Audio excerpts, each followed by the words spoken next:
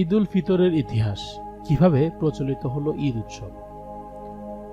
ঈদ উল ফিতরের মধ্য দিয়েই পবিত্র ইসলামী মাস রমজানের সমাপ্তি হয়।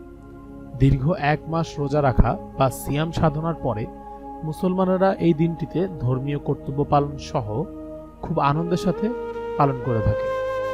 ঈদ মানে উৎসব, আনন্দ। ঈদ মানে যা বারবার ফিরে আসে। ফিতর মানে উপবাস ভঙ্গ করা বা রোজা ভাঙা। রমজানের রোজা শেষে এই ঈদ আসে বলে এর নাম ঈদ উল ফিতর। এটি রোজার ঈদ হিসেবেও পরিচিত। ঈদের প্রবর্তন।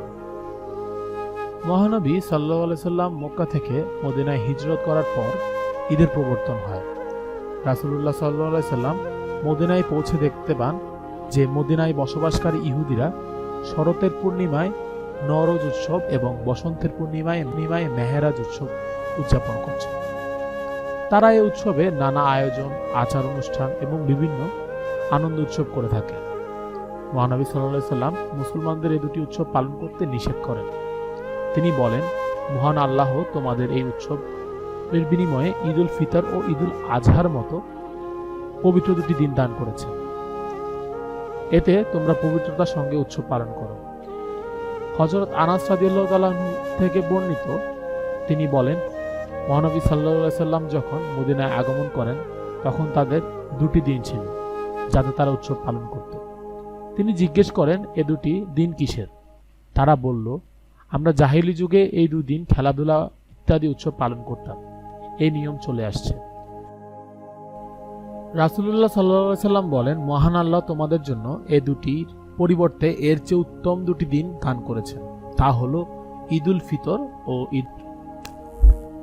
মদিনায় প্রথম ঈদ। মুসলমানরা প্রথম ঈদ উল ফিতরের নামাজ পড়ে দ্বিতীয় হিজরি মোতাবেক 624 খ্রিস্টাব্দে 30 বা 31শে মার্চ। তখনকার ঈদে বর্তমান ঈদের মতো নতুন জামা কাপড় কেনাকাটার ধুমধাম ছিল না, তবে আনন্দ খুশিও কম ছিল না। মহানবী সাল্লাল্লাহু আলাইহি সাল্লাম ঈদের দিন ছোট বড় সবার আনন্দের প্রতি খেয়াল করতেন। মদিনার ছোট ছোট শিশু কিশোরদের সঙ্গে মহানবী সাল্লাল্লাহু আলাইহি সাল্লাম আনন্দ করতেন। শরীয়তের অন্তর্ভুক্ত সব আনন্দ করার অনুমতি দিতেন। ঈদ উল ফিতরের দিন মুসলমানরা আনন্দিত হয় রমজানের রোজা সফলভাবে রাখতে পারা এবং আল্লাহর পক্ষ থেকে ক্ষমা প্রাপ্তির কারণে। এটা রোজাদার মুসলমানদের জন্য পুরস্কারের দিন। হযরত আউস আলাইহিস সালাম আনসারী রাদিয়াল্লাহু তাআলা আনহু বলেন, রাসূলুল্লাহ সাল্লাল্লাহু আলাইহি সাল্লাম বলেছেন, ঈদ উল ফিতরের দিন সকালে ফেরেশতারা রাস্তায় রাস্তায় দাঁড়িয়ে যান এবং মুসলমানদের উদ্দেশ্য করে বলতে থাকেন, হে মুসলমানগণ, তোমরা দয়ালু প্রতিপালকের প্রতি এগিয়ে আসো, উত্তম প্রতিদান ও বিশাল সওয়াব প্রাপ্তির জন্য এগিয়ে আসো। তোমাদের রাত্রিবেলা নামাজের নির্দেশ দেওয়া হয়েছিল, তোমরা সেই নির্দেশ মেনে নামাজ পড়েছ। তোমাদের দিনে রোজা রাখতে বলা হয়েছিল, তোমরা সেই নির্দেশও পালন করেছ। এক মাস রোজা রেখেছ। গরিব দুঃখীদের আহার করানোর মাধ্যমে নিজের প্রতিপালককে তোমরা আহার করিয়েছ।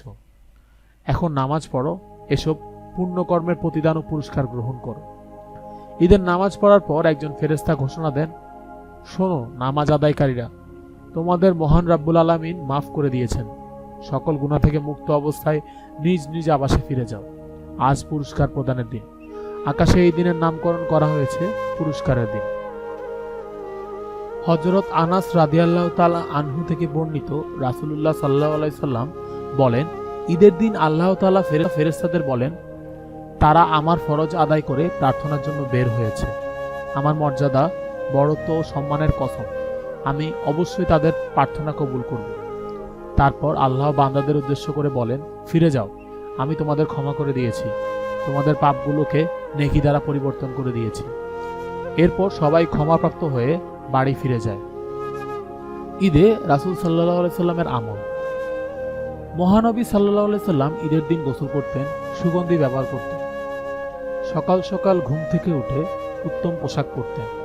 ঈদ উল ফিতরে কিছু মিষ্টি দ্রব্য খেতেন। ঈদগাহে এক রাস্তা দিয়ে যেতেন এবং অন্য রাস্তা দিয়ে আসতেন।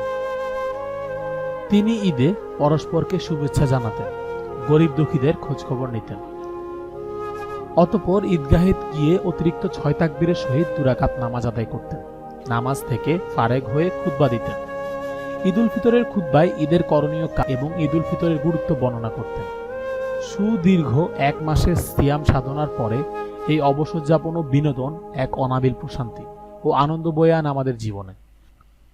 বিশ্বনবী সাল্লাল্লাহু আলাইহি সাল্লামের ভাষ্য মতে ঈদ উল ফিতর দিনের নাম হলো ইয়ামুল জাইজা বা প্রতিদান দিবস।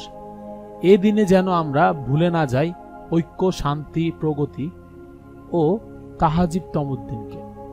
এ দিনটি হোক আমাদের জন্য আনন্দের, বিশ্বাসের এবং ভ্রাতৃত্ববোধের। প্রতিটি মুমিনের আত্মা ভরপুর হোক তাকওয়ায়, রাব্বুল ইজ্জতের পাক দরবারে, এটাই মোদের কামনা।